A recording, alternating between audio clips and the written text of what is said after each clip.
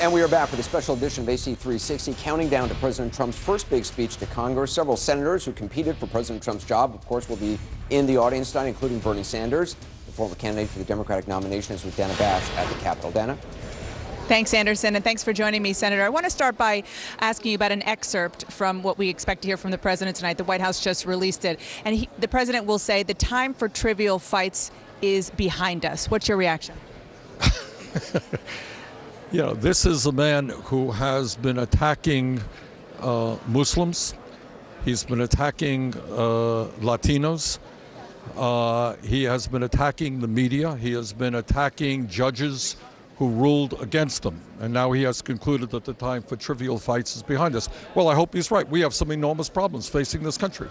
We've got a middle class in decline. I hope he will tell us tonight that he's not going to give huge tax breaks to billionaires.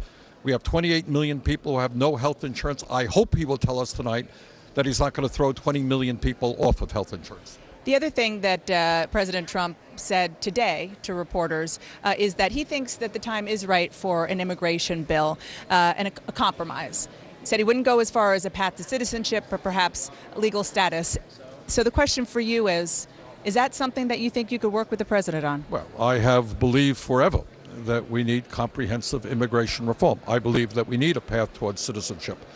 What I am very nervous about, Dana, is this president trying to divide us up by going after undocumented people, by turning one group of Americans against another. So comprehensive immigration reform, absolutely the right thing to do. Even if it doesn't have path to citizenship? Well, the devil is always going to be in the details, and I think we're going to have to work it out. I happen to believe that there should be a path towards citizenship.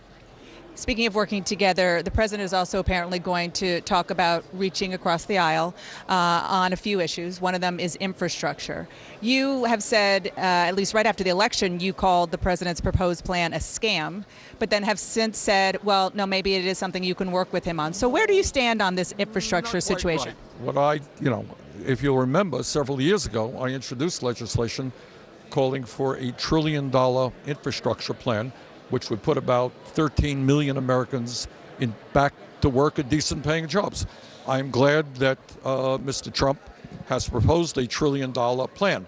So the idea of investing heavily in rebuilding our roads and our bridges and our water systems is exactly the right thing to do. So this is something you can work with him on? The idea is the right thing to do. The question is how you pay for it. You don't pay for it, as I think Trump is talking about, by giving huge tax breaks and tax credits to Wall Street and billionaires. That's not the way you pay for it. But I would hope that we can come together to come up with a reasonable funding plan which rebuilds our crumbling infrastructure and puts a whole lot of people back to work.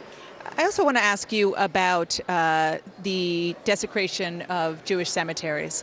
In a speech tonight, CNN has learned that President Trump is expected to address recent anti-Semitic incidents and threats to Jewish sites like cemeteries. What do you think he should say? What do you want to hear from him?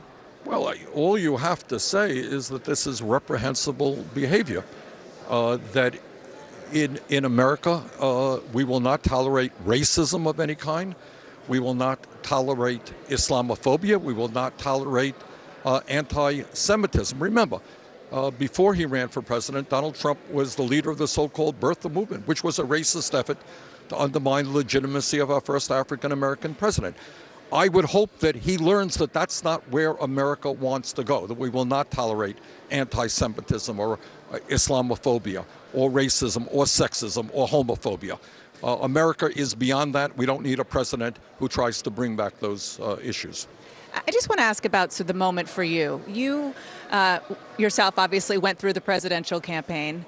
Now here you are on the other end as a member of the United States Senate, preparing to hear President Trump address the United States Congress. What's going through your mind about this moment? Well, what's going through my mind is I am a United States Senator today, and I'm trying to do the best that I can for the people that I represent in the state of Vermont and working people throughout this country.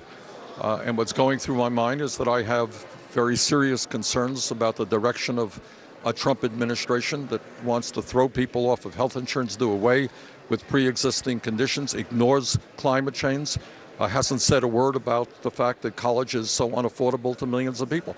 Those are the issues I'm focusing on now. Senator Sanders, thank you so much for your time. Appreciate it. Anderson, back to you. Yeah, Dana, we're getting closer to the president's speech. We're learning more about what the president will say and why it may feel different tonight. Stay with us.